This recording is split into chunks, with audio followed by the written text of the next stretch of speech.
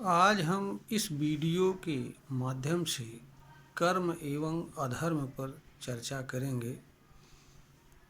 जो भी मनुष्य इस धरती पर जन्म लेता है और जीवन जीता है, उसे धर्म और अधर्म जैसे चीज़ों की सामना करना पड़ता है।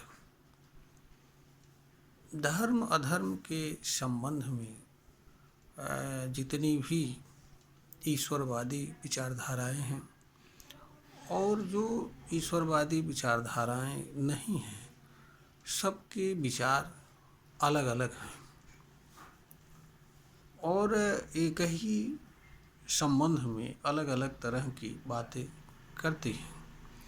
परंतु कुछ सामान्य चीज़ें ऐसी भी हैं जो हर धार्मिक विचारधारा में विद्यमान होती हैं। कर्म का संबंध धर्म से भी होता है। इस वीडियो का उद्देश्य सिर्फ कर्म और धर्म के संबंध को बताना है। किसी धार्मिक विचारधारा को गलत या सही नहीं बताना है। और यहाँ पर जो बात हमारे द्वारा कर्म और धर्म के अधर्म के संबंध में कही जा रही है, उसका किसी धार्मिक मान्यता से लेना देना नहीं होता है, नहीं है। अधर्म का अर्थ ऐसे कर्म से होता है जिसे मनुष्य द्वारा नहीं किया जाना चाहिए। यह अधर्म का सामान्य सा अर्थ है। धर्म का अर्थ मनुष्य द्वारा किए जाने वाले कर्म से होता है। मनुष्य अनेक ऐसे कर्म करता है जिनके करने से दूसरों को अनेक प्रकार की पीड़ा एवं तकलीफ होती है, असुविधा होती है। उससे कर्म को करने वाले को भी पीड़ा एवं तकलीफ होता है। परंतु जो व्यक्ति अधर्म का कार्य करता है, उसे अपने उस कर्म से कुछ लाभ होता है या किसी अन्य प्रकार की संतुष्टि होती है। इस कारण से वह अपने कर्म को करना उचित समझता है। अधर्म का अर्थ मनुष्य द्वारा न किए जाने वाले कर्म से होता है। इसको हम एक उदाहरण से समझ सकते हैं।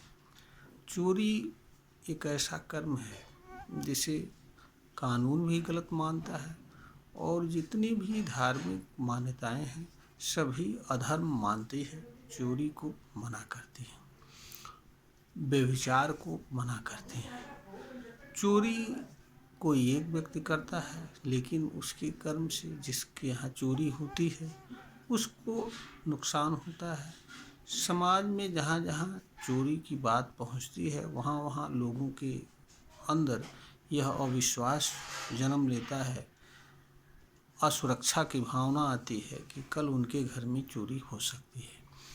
दूसरी तरफ जो व्यक्ति चोरी करता है, जब से वह चोरी की योजना बनाता है, चोरी का कार्य करता है, चोरी के कार्य में सफल हो जाने के बाद भी वह अंदर से चोरी के में फंसने के भय से भयभीत रहता है और उसको वह समाज में सीधे तौर पर कह नहीं सकता है। दूसरी तरफ अगर वह पकड़ लिया जाता है तो उसका जीवन संकट में जा सकता है और उसे वैधानिक रूप से अनेक प्रकार की यातना सजा हो सकती है।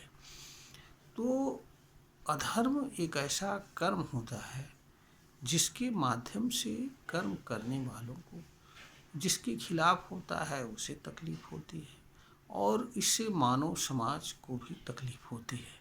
तो अधर्म का अर्थ ऐसे कर्म से होता है जो मानव समाज के विरुद्ध होता है, जो किसी व्यक्ति के साथ साथ मानव समाज के भी विरुद्ध होता है, किसी वर्ग के विरुद्ध होता है। इसलिए इस तरह के कर्मों को नहीं करना चाहिए। जब मनुष्य को यह निर्धारित करना हो कि कोई उसके द्वारा किया जाने वाला कर्म अधर्म है या नहीं, तो मनुष्य को इस बात पर ध्यान देना चाहिए कि वह जो कर्म करने का विचार कर रहा है, उस कर्म का उसके ऊपर क्या प्रभाव पड़ता है और उस कर्म का दूसरे लोगों पर प्रभाव क्या पड़ेगा और समाज पर क्या प्रभाव पड़ेगा, और कहीं उसके कर्म से प्रकृति को किसी प्रकार का नुकसान तो होने वाला नहीं है। मनुष्य के पास कर्म को जानने, कर्म पर निर्णय करने, निर्णय के अनुसार कर्म करने की क्षमता प्राप्त होती है। यह अधिकार सिर्फ और सिर्फ मनुष्य को ही प्राप्त होता है।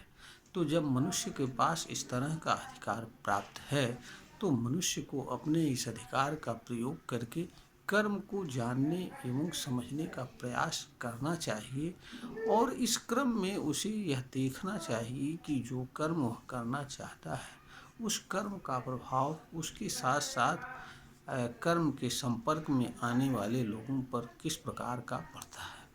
अगर मनुष्य का कर्म उसके लिए और उसके संपर्क में आने वाले लोगों के लिए नुकसानदायक है, पीड़ादायक है, या मनुष्य के किसी कर्म से किसी को भी किसी प्रकार की तकलीफ होती है, असुविधा होती है, तो मनुष्य को यह समझना चाहिए कि उसका यह कर्म अधर्म है और उसे नहीं करना चाहिए। जहाँ तक अधर्म के रूप में बताए गए कर्म जो कि धार्मिक ग्रंथों में लिखे गए हैं उनकी बात है, तो मनुष्य जो भी धार्मिक ग्रंथ हैं वह मनुष्य के लिए ज्ञान वर्धन के साधन हैं, मार्ग दर्शन मात्र हैं।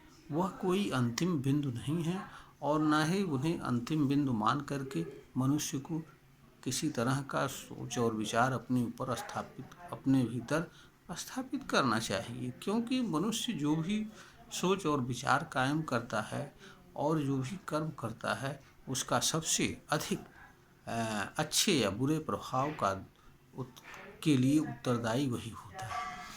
तो जब मनुष्य अपने विचार और कर्म के लिए सबसे अधिक उत्तरदायी होता है तो मनुष्य को उसी विचार को अनुसरण करना चाहिए, उसी कर्म को करना चाहिए जिसके करने में उसका कल्याण हो, समाज का कल्याण हो। यह वीडियो ज्ञानवर्धन हेतु बनाई गई है, प्रेषित की जा रही है। अगर श्रोता को ज्ञानवर्धन के युग प्रतीत हो तो इसे लाइक करें और शेयर करें और सब्सक्राइब करें।